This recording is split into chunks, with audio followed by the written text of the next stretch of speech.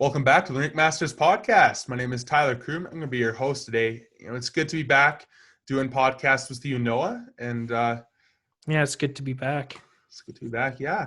So today we're going to be doing our breakdown of the Vancouver Canucks offseason. And me and Noah, we've been having a lot of conversation about the free agency and how there's been a lot of controversy over Markstrom and Tanev not being signed, and then some of the moves Benning has done. And I know Noah's piped up and he's got some stuff to say, so I'm going to give it on to him. Yeah, all right. First of all, I have to say I've seen a Fire Benning hashtag. Apparently, my dad said it was trending on Thanksgiving in Canada above Thanksgiving. So I think that tells you pretty well what the mood is amongst Canucks fans right now. And I have to say, I entirely disagree with that viewpoint. First of all, let's just look at the cap situation for the Vancouver Canucks this offseason, all right? So there's actually very little to work with this year in the first place. So there's a flat cap this season and next season. It was brought on by the NHL because of revenue issues due to COVID. Obviously understandable. Lots of sports have had that issue. But the NHL decided to remedy that by holding the salary cap flat for the next two seasons. What does this mean for the Canucks? Well, they had some pretty major free agents this year that we were hoping they would re-sign. In Jacob Markstrom, Chris Tanev, Tyler Toffoli, and Troy Stecher. I mean, Troy Stecher, differing opinions amongst many people. Some view him as a top four guy. Lots of people view him as a bubble sixth defenseman. So I'll leave that up to you to decide if he is a major priority. But in this case, I want to say that he is, for the sake of the argument. In this case, if you were to re-sign Markstrom and Tanev, they would probably take up nearly all of the available Canucks. The Canucks had this offseason. That's ridiculous. You can't do that. You can't spend all of that cap on two players. I know from the rumors, what I saw, what scared me about the potential Markstrom deal, 6 years at $6 million with a full no movement clause with an expansion draft coming up. And then he's had some pretty major injuries already. He's only been truly good for the last two seasons, right? Like, how many years does he have left as an elite starter with a heavy workload, right? Is that contract really good for the Canucks to bring on? Well, and even that aside, you go look at Markstrom, and from what I was hearing, he was wanting to ensure that he was protected at the Seattle expansion draft. Now, if you're Vancouver, you're banking on... You can't promise that. You just can't. Not with Demko. No, exactly. Your Demko is your future. And so if you need to have the cap space to sign Demko, re-sign him, he's up next year, along with Hughes and Pettersson. Yeah, I'm getting to that eventually. The next point, Tanev. He's far too injury prone, okay? This was like one of his first full seasons. And he got lucky, actually, because he picked up an injury right before the season was postponed. So, I mean, he would have missed some games, meaning that it wouldn't have been a full season. But, I mean, with that in mind, are you really going to want to pay him $4 million over 4 years if you're the Canucks? No. There is a very good argument that could be made that this season, Quinn Hughes inflated his numbers. Is he truly a top pairing defenseman at any other team in the league? I don't know. Is he even a top pairing defenseman with the Canucks beyond this year? I don't know. And I mean, that's the thing. Like, as Canucks fans, we keep attacking Benning for bad contracts, and we are demanding that he sign bad contracts this summer. That just that confuses me, man. I don't know about you, but that. Yeah, no, that's definitely that's definitely what I came to, the understanding I came to as well. I remember I'm scrolling through Twitter and Instagram, and all these livid Canucks fans. And, I understand, like, Chris Tanev, he's been in Vancouver his whole career. He's a fan favorite. But I'm right there with you. He's an aging defenseman. Has an extensive injury list. Well, yeah, that's the other thing. They're both north of 30. Yeah, they're both north of 30. And the other thing with Tanev here is, so they let him walk. He goes to Calgary, and they move for Nate Schmidt. Now, Nate Schmidt is a year younger, and he's only making $1 million more.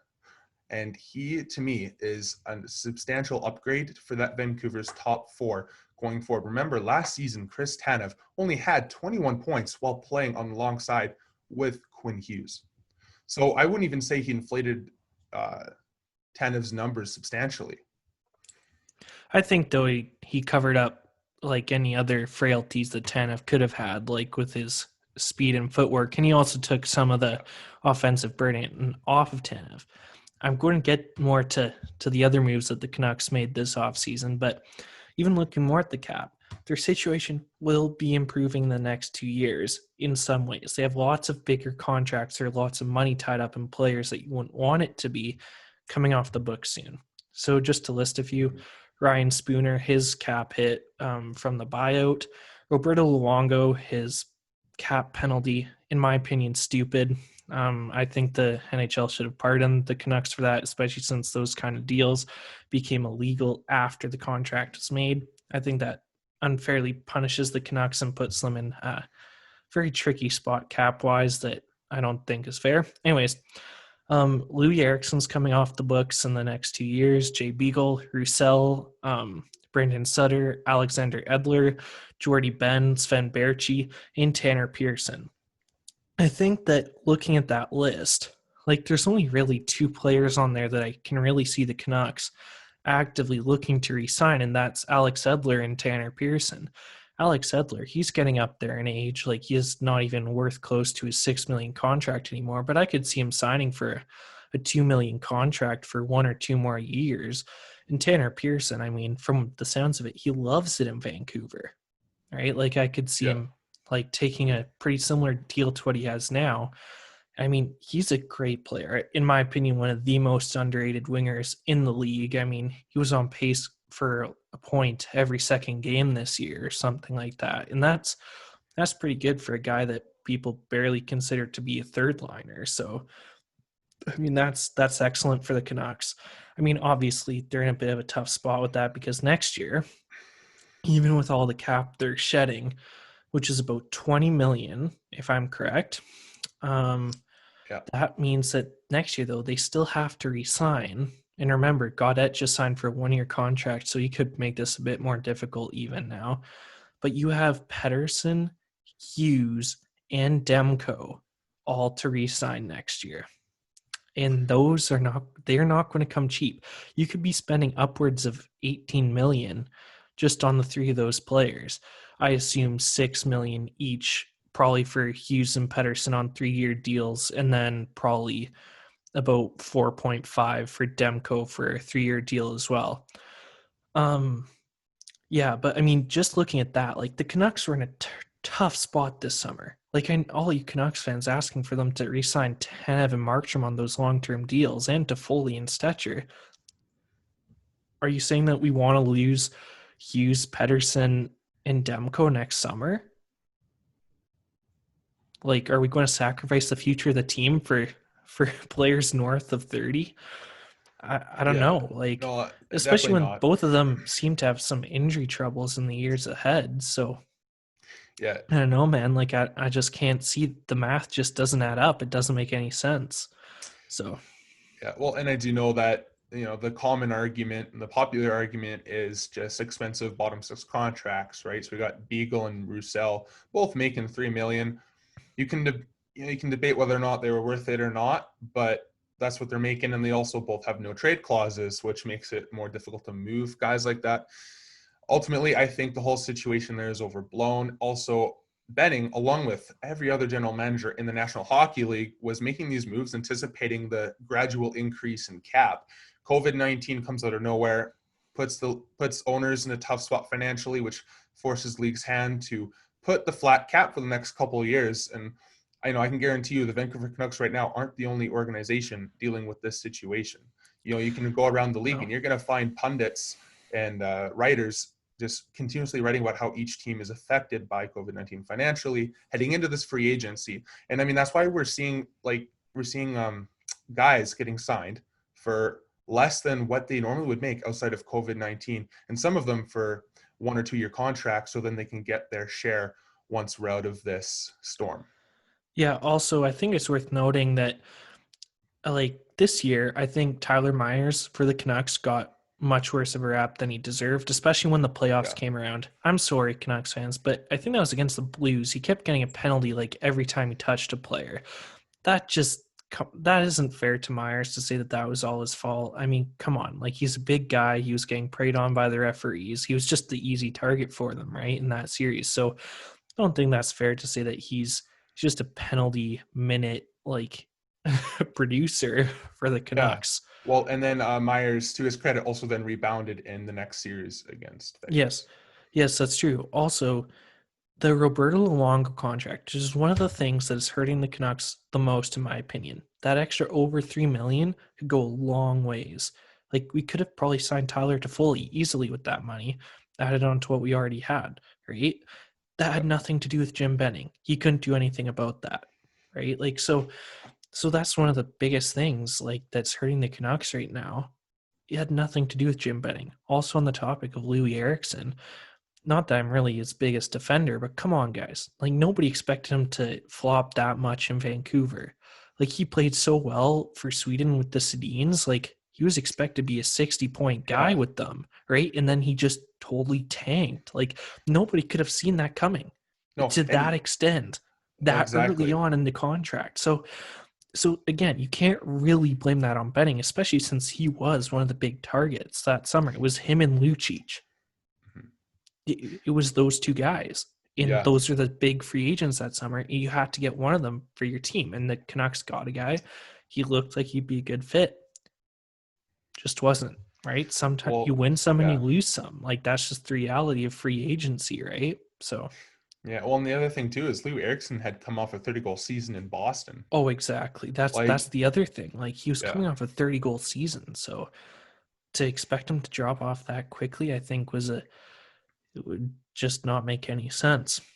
No. Moving on in my little rant here, just in terms of free agency, the Canucks have had some timing issues. Now, to varying degrees, you can blame that on Benning. I'm sure there's just misunderstandings around in both camps on this, but especially with Troy Stecher, there's rumors that there was a miscommunication between him and the organization, that the Canucks are trying to move for Tyson Barrie, and we're hoping that Stecher would just hold on until after that negotiation was done. Then Stecher just went and signed a deal in Detroit, right? So I don't think the Canucks really saw that coming. Then I think Tyler Toffoli was just a wrong time kind of move. I think it was just, unfortunately, just didn't work out with the negotiations and the timing, and Montreal just kind of swooped in and just gave him a contract that he wanted, right? I mean, Toffoli, in my opinion, hurts the worst for the players that the Canucks couldn't keep, because he's only 27 or 28, isn't he? Yeah.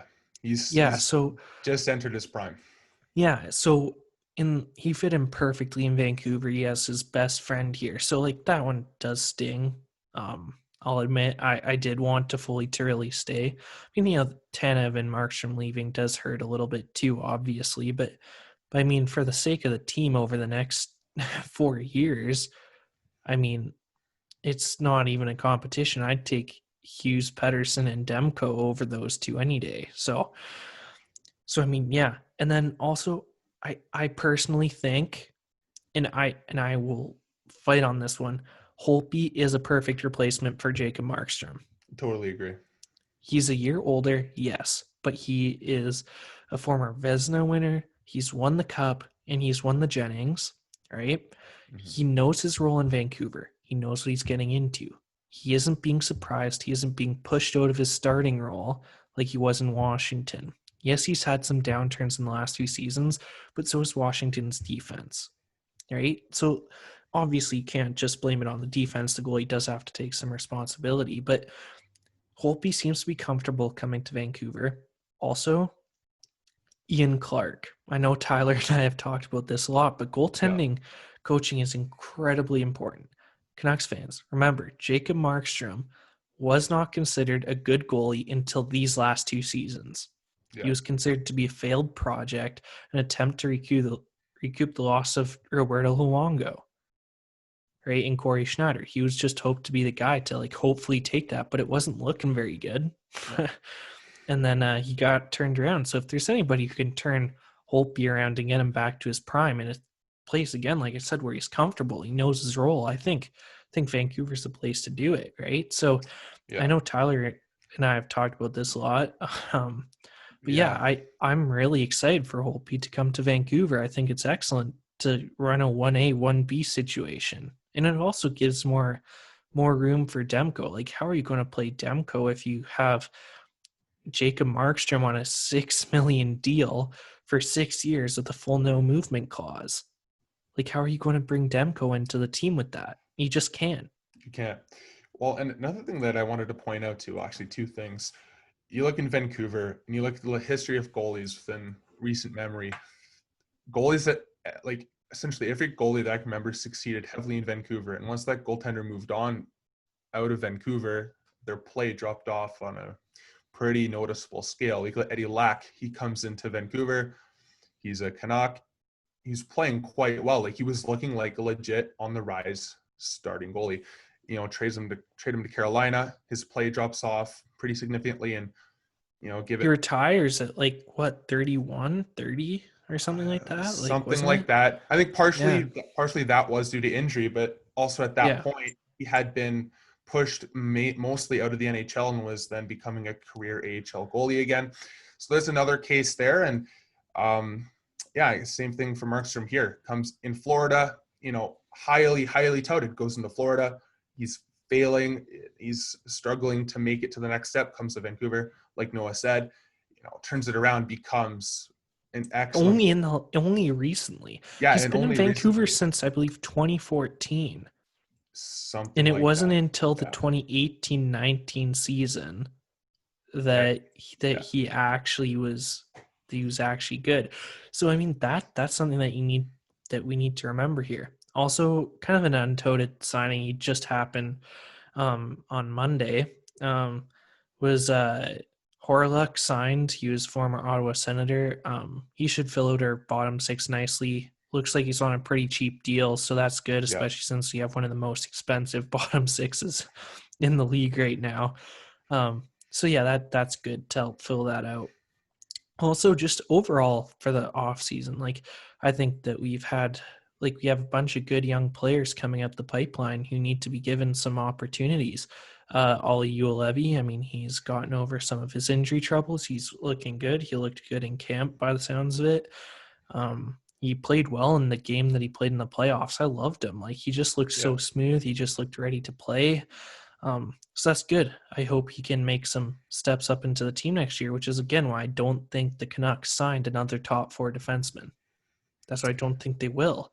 Not only because of cap issues, but because they have young guys coming up. You have Juolevi, Rathbone, and Rafferty all on the bubble for your defense. You don't spend more money to fix a problem that you can potentially fix from within. Why would you do that? You're just going to get more bad contracts that you're just going to be complaining about for the next 4 years. Right? Yeah. Sorry, go ahead. Yeah, sorry. Another thing, too, that I want to point out, especially in a situation like this where we do have a flat cap, but sometimes for certain players to thrive and to have the chance to succeed, they need opportunity, right? And so we're looking at that in their roles. That's what Tyler and I have talked about a lot over the last little while, is roles of players. We talked about this with Tyler Mott. He was a very good offensive player when he played in college, right? Then he goes into the NHL. He's a perennial fourth line guy. That's not his role, right? I mean, he's turned that into his role. He plays that very well. He was excellent there for the Canucks in the playoffs. But when he had a chance to play offensively, everybody's like, where did this come from? Yeah. Right? He has the talent, right? Sometimes you just need to give the players those spaces to fulfill that. And I think that could be the case with Ollie Juolevi in the NHL. They'll need to give him top 4 minutes. He needs to play in a role where he can be a two-way defenseman, where he can chip in on offense. If you're just playing him third-line grinder minutes, he's going to look poor. Yeah. Right? I think that's also the thing is that we have coming up here. We have a few young players who I hope we play well. I don't want Niels Hoglander to jump into the fourth line. No. I don't want Hoglander or Podkolzin playing on our fourth line. That doesn't make any sense. Speaking of a few other players who need to be given opportunities this year, Zach McEwen, he needs to step up a little bit. I mean, in my opinion, he started the playoffs all right. He played camp very well by the sounds of it, but then he kind of just dropped off. He was becoming a liability, and that's where Jake Virtanen, in my opinion, stepped up. Yeah. Lots of people said he didn't chip in offensively enough, but I thought in the games that I watched, and I watched most of the Canucks games, that his game matured. He looked more in it. He was coming back on defense. He didn't look like a liability for the team. No. So that's good for Tannen. So hopefully he can take that into the new season. And Yeah. Go ahead. And You're going to say something? I was wanting to talk about Virtanen too. We're talking about opportunity and a chance for them to play in their role. Well, Virtanen this year, part of this was bearing injury as well. He was relatively moving up and down the lineup, like second line, third line. He was getting some power play looks. There was really no consistency to his line, so hard. He had to no build consistency whatsoever. No consistency. But despite that, he was on pace for almost 50 points this season. I think it was like 45 maybe points. But yeah, on pace so, for, but yeah, still, 45, like that's like, amazing. That's amazing given the circumstances. Now I know there's a lot of controversy over Jake Virtanen. There's a crowd out there that's not very fond of him. There's a crowd out there that kind of supports him. I know for myself, I'm pro Virtanen. I think Virtanen, if he has Agreed, a chance, I am too. Yeah, I think Virtanen, if he gets the chance to play, in the top six, replaces Toffoli's role, they keep him there. They put confidence in him. I really do think that people are going to be very impressed with Virtanen going forward. I also would like to mention that power forwards have historically taken a little bit longer to really mature. I mean, Todd Bertuzzi is an example for Canucks fans. He didn't really start to really pop until he was about 26 years old. And I think it's going to be very similar for Virtanen. Within the next few years, I think we're going to have a way better idea of what type of player Jake Virtanen is. I think he needs to play consistently on the second line. I think that's where he fits. And continuing to move on. I also forgot. The trade for Nate Schmidt, in my opinion, was excellent. It fills a top four need. I think he's more mobile than Chris Tanev. I think he can chip in more offensively without giving up too much in the defensive end either. Like, I don't think he gives up that much. So I think he slots in perfectly. And I mean, his contract is maybe a little bit long, but honestly, I mean, as long as he can keep it going for the next 2-3 seasons, if Levy and Rafferty and Rathbone all pan out, you can maybe still trade him at the end. After 2-3 seasons, right? And he'd still have some value. So, I mean, also, don't forget, Canucks fans, we have had some amazing drafts going back in recent memory. So, just to name a few people that we have coming up the pipeline who are looking really good and who just are good already. Elias Pettersson, Quinn Hughes, Thatcher Demko, Brock Besser, Godhead, Niels Hoglander, Vasily Podkolzin, Cole Lind, Jake Virtanen, just to name a few that are already looking like they're on the bubble, looking like they can turn around. Cole Lind I included because he had a pretty rough first season in pro in the AHL, but then he really turned it around this season. So that's why I included him in that list. You also have some other good potential players in Yul Levy, Rathbone, Johnny Germo, who I really like the look of him. I'm just hyped when I saw that we drafted him. I don't know. Also, what a name, Johnny Germo. I just love That's it. That's a good name. And Michael DiPietro as well, who I'm not fully sure how he'll do at the NHL level. We'll see, but he's another young goaltender that could turn into an excellent player in the NHL. So he's coming up the pipeline as well. I mean, anybody else that you can think of there, Tyler? Another guy that comes to mind is Jet Wu. Oh, yes. He's felt like he's been around for so long. Yeah. Well, and he's just felt like he's been around the Canucks fold for years now.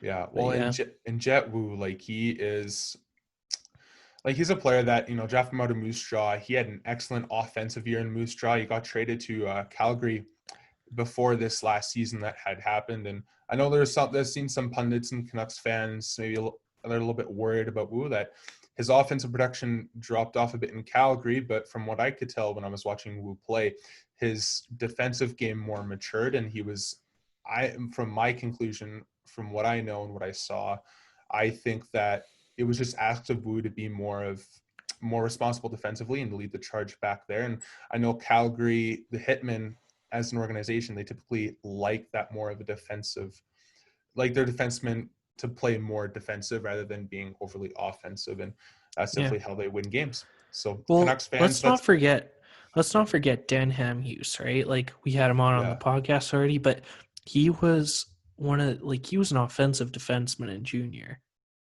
Yeah. Right? Like he Heavy put up offense. points.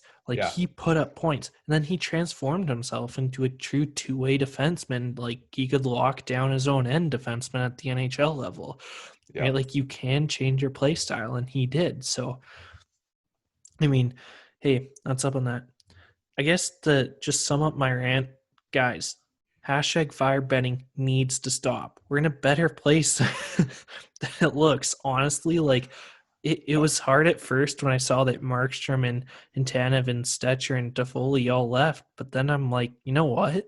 You could have dodged a bullet there. So obviously it's a bit hard to lose a bunch of your players that you know and that you love, but sometimes you just got to look past these next 6 months to look ahead to next season. Also, it looks like it's going to be a shortened season, condensed shortened season this year because of the Summer Olympics. So that will be for sure interesting. So what Tyler and I also did this week, we made what we think the Canucks should do for the rest of the off season. So Tyler, why don't you share your screen here and we'll show everybody what we came up with. Sounds really good. All right, share screen. All right, so Noah and I got a little bit down and crazy, pretending that we were the general managers. It wasn't that crazy, guys. It wasn't. It was crazier at one point. We offer sheeted like 3 players, but then we decided that wasn't realistic enough, so we toned it down for you guys. Yeah, we definitely have a little bit too much fun when it comes to cap friendly. Oh, way too much fun.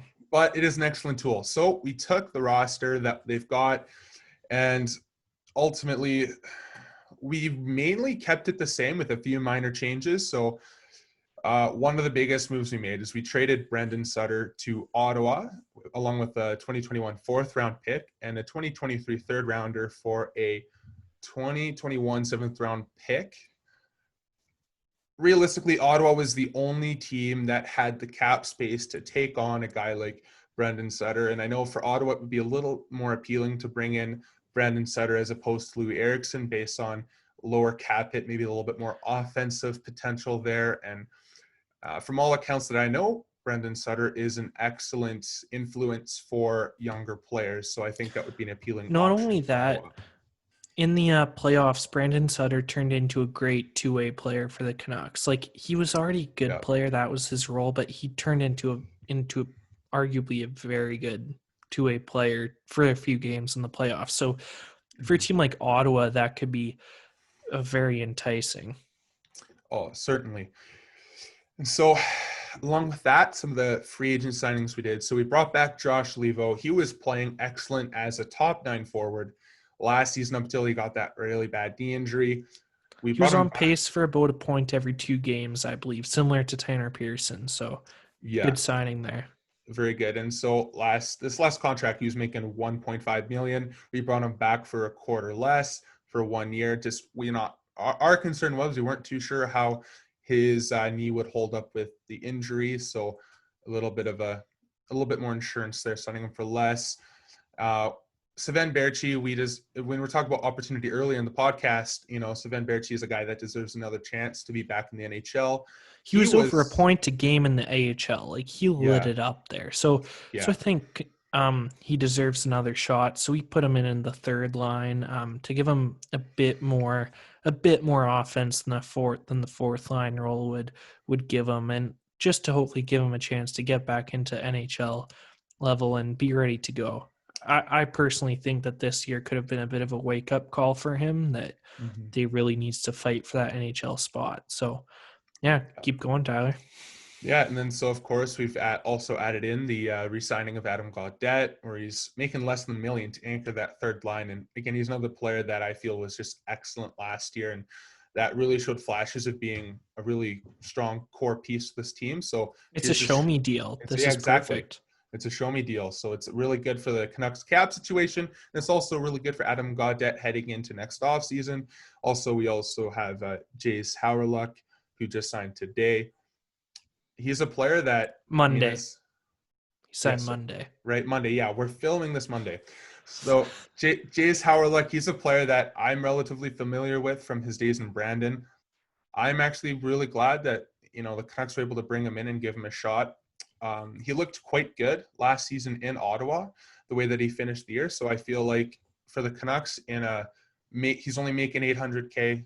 This is a good depth signing. You can't go wrong with it. He's still only, I believe, 26 years old. Now we're going to move along to the defense here. You didn't mention Tyler Mott. We have Tyler Mott on that fourth line. He was excellent in the playoffs. I know Tyler and I were so hyped. Yeah. We talked about he was arguably the Canucks' best player in that St. Louis series in terms of his contributions. Like, he was just excellent. Then again, I do love Vancouver, and I love guys who seemingly are underdogs taking a big step. But yeah, I thought Tyler Mott was excellent. Yeah, enough for me being more of a neutral, from being a Stars fan, I'm a little bit of a more neutral voice here. And yeah, Tyler Mott definitely to me appeared to be a very consistent player.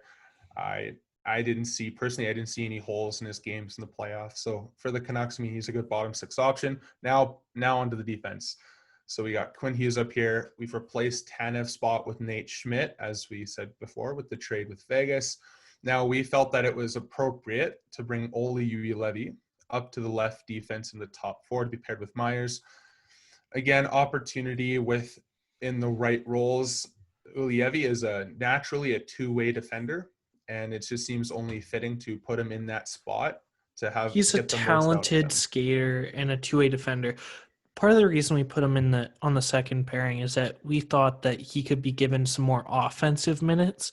Well, Alex Edler, who we dropped to the third pairing, could jump up to the second pairing for a bit more defensive role if needed, right? To kind of give Juolevi a bit more time. But we thought that Juolevi, he can't be placed on the third line of defense. That will just impede his game. That will just make him look worse. So yeah, throw him into the top four right away. Well, yeah, and another good thing about this is one thing I noticed from Alexander Edler this season in the playoffs, he's getting older, and from what I've seen, he is starting to slow down a little bit. So this also alleviates the pressure on Alex Edler. He gets his minutes get taken down a little bit, so it just kind of maybe will give him a chance to get the best out of the minutes that he has. And then Brogan Rafferty, he's a defenseman that I'm actually quite fond of. I think he is going to be a bright spot for the Canucks going forward. And on the right side with the current cap situation, I think there's no better time to bring in Rafferty to see what he's got. Yeah, moving on to our goaltending. Obviously, I've talked about it a little bit, but Demko and Holtby, excellent. Holtby's on a 2-year deal, just north of $4 million. That's excellent. For him, it's a prove himself again. Also, he's going to be most likely exposed in the draft to Seattle, so they could take him. But if he likes it in Vancouver, obviously it's only a 2-year deal, so he could come right back. It's great for Demko. He'll probably get more playing time, and it's just less money tied up in your goaltending core for less time. So that's excellent. Well, yeah, and that's another thing I wanted to point out. So for Holtby and Demko, you're paying 5.35 for your tandem, right? When you look at the Calgary right now, their cap situation, I'd say, is quite similar to the Canucks, and they're paying Markstrom $6 million, and then on top of that, Dave Riddick is making, I think it's like 2.3 or something like that. So they're paying over $8 million for their tandem. Over 9. Oh yeah, over 8. Yeah, over 8. Yeah. So in my opinion, I don't see I think the Holtby Demko tandem is slightly better than I agree. Markstrom and Riddick. Now that leaves us with the scratches. We got Antoine Roussel, Jordy Ben, Zach McEwen, and Cole Lind on the scratches. We got Cole Lind here because Noah and I had talked about it a bit. He looked really solid in Utica, and we figured this might be an opportunity for him to really come in and be a player in the NHL. Well, we also talked about how in his first season in Utica, it was pretty disappointing. Like, people expected a lot more. He just wasn't that. This year, he really bounced back. We think, why not take that momentum, keep it going, jump into the NHL. So that's why I have him there. Let's also not forget that we have Michael Furland on the LTIR in this.